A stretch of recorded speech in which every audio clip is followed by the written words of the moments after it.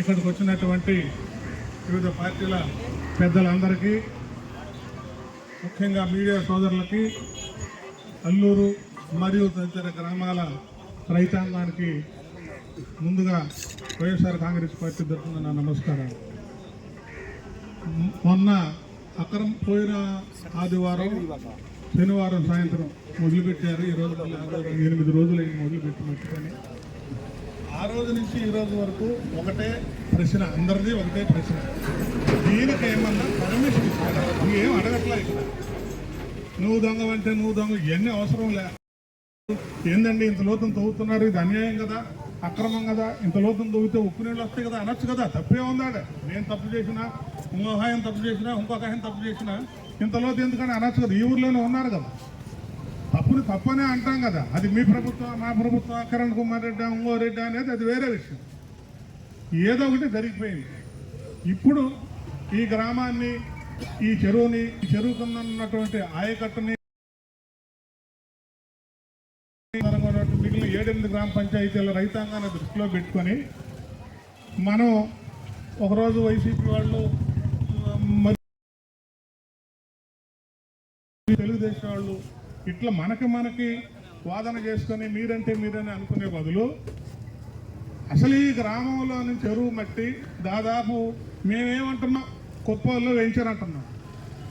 మీరందరూ ఉన్నారు ఇక్కడ, అన్ని పార్టీల పెద్దలు ఉన్నారు. మనం ఎట్లా అందరం ఒంగోలు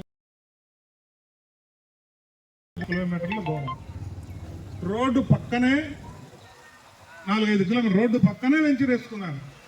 నిన్న మా మిత్రులు, తెలుగుదేశం మిత్రులు మాట్లాడిన వాళ్ళు సగం మంది కుప్పోలు రైతులు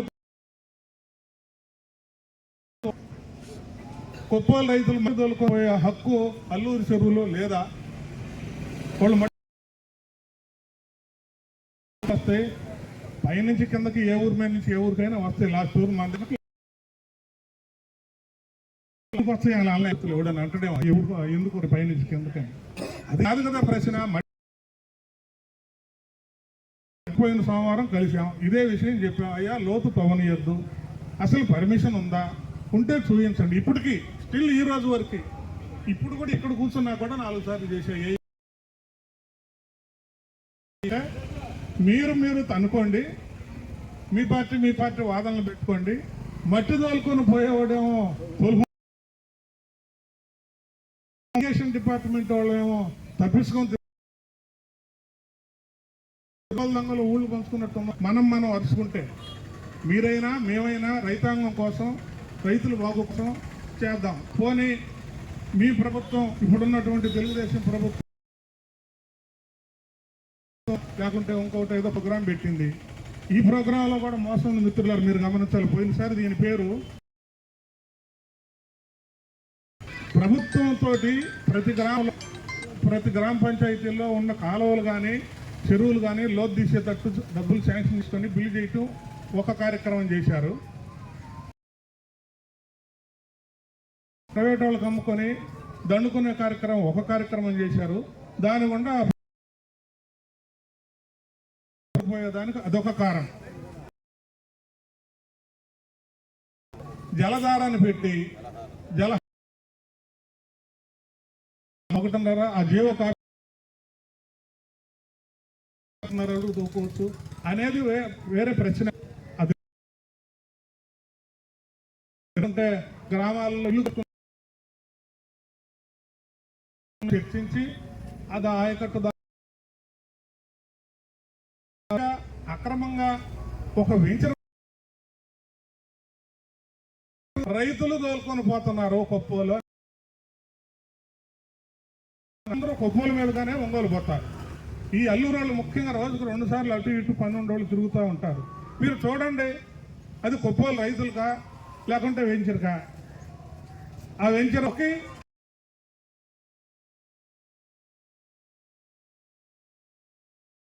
వెంచర్లు కోలేదానికి సిపిఎం పార్టీ వ్యతిరేకిస్తుందని, వీటికి పర్మిషన్ ఇచ్చినటువంటి ఇరిగేషన్ వాళ్ళైనా తక్షణం దీన్ని ఉపసంహరించుకోవాలి. కాబట్టి విశాలమైన రైతులతో కూర్చొని దీన్ని ఏ విధంగా చేసుకోవాలి, ఏ విధంగా అభివృద్ధి చేసుకోవాలనే దాని మీద ఇక్కడ ఉన్నటువంటి రైతులు కానీ వాళ్ళు కానీ ఆలోచించాలని చెప్పేసి, ఇది తల్లి లాంటి గ్రామం కాబట్టి ఎప్పుడు వాటర్ వచ్చినా, ఎప్పుడు సాగర్ నీళ్ళు వచ్చినా, వర్షపు నీళ్ళు వచ్చినా దీన్ని కాపాడే బాధ్యత అల్లూరు గ్రామం చూస్తుంది. కాబట్టి దీన్ని అందుకని ఈ చెరువుకి తల్లి లాంటి అల్లూరు గ్రామం రైతులను కూడా ఈ విధమైన సూచనలతోటి భవిష్యత్తులో ముందుకు పోవాలని చెప్పేసి ఈ వెంచర్లకి, ఇటువంటి పక్క గ్రామాలకి మన వాళ్ళు చెబుతూ ఉన్నారు. భవిష్యత్తులో కూడా ఇంకా చాలా వెంచర్లు కావాల్సిన అవసరం ఉంది, మేము దీన్ని గుంట తీసుకుంటే నీళ్ళు వస్తాయి అని చెప్పి. నీళ్ళు కాదు, ఇది ఉప్పు నీళ్ళు పడుతుంది, భవిష్యత్తులో ఇబ్బంది పడతామని చెప్పేసి సిపిఎం పార్టీగా ఈ యొక్క సూచన చేస్తూ ఈ కార్యక్రమాన్ని భవిష్యత్తులో కూడా ఈ విధమైన విధానాలు కొనసాగిస్తే రైతాంగాన్ని అందరినీ ఏకం చేస్తామని చెప్పేసి తెలియజేస్తూ ఈ కార్యక్రమం అనేటువంటిది గ్రామ పంచాయతీ పరిధిలో ఉంటుంది. ఈ పీడబ్ల్యూడి డిపార్ట్మెంట్ కూడా 72, 73, 74 రాజ్యాంగం ప్రకారం ఆ హక్కుని పంచాయతీకి బదలాయించడం జరిగింది. డైరెక్ట్గా ఎవరు అనుమతించేటువంటి అవకాశం లేదు.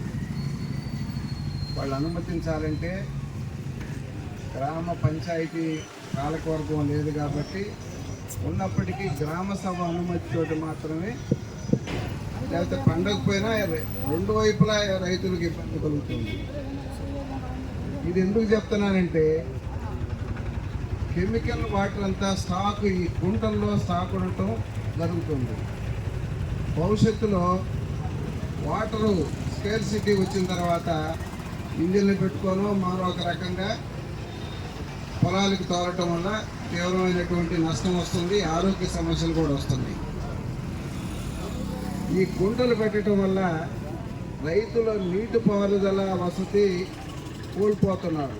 డైరెక్ట్గా తూముల ద్వారా వెళ్ళేటువంటి వాటర్ కాకుండా వర్షాధారంగా ప్రధానంగా ఉంటున్నటువంటి చెరువు కాబట్టి ఆ వాటర్ అంతా కూడా పెద్ద పెద్ద గుంటలు తవ్వటం వల్ల, పెద్ద అఘాతాలు ఉండటం వల్ల, అక్కడికి చేరటం వల్ల డైరెక్ట్గా చివరి తళ్ళకు కాలువల ద్వారా, తూముల ద్వారా పోయేటువంటి అవకాశం కోల్పోతున్నారు.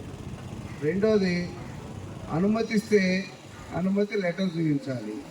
అనుమతిస్తే ఏ లెవెల్కు తవ్వటానికి అనుమతి ఇచ్చారో తెలియజేయాలి.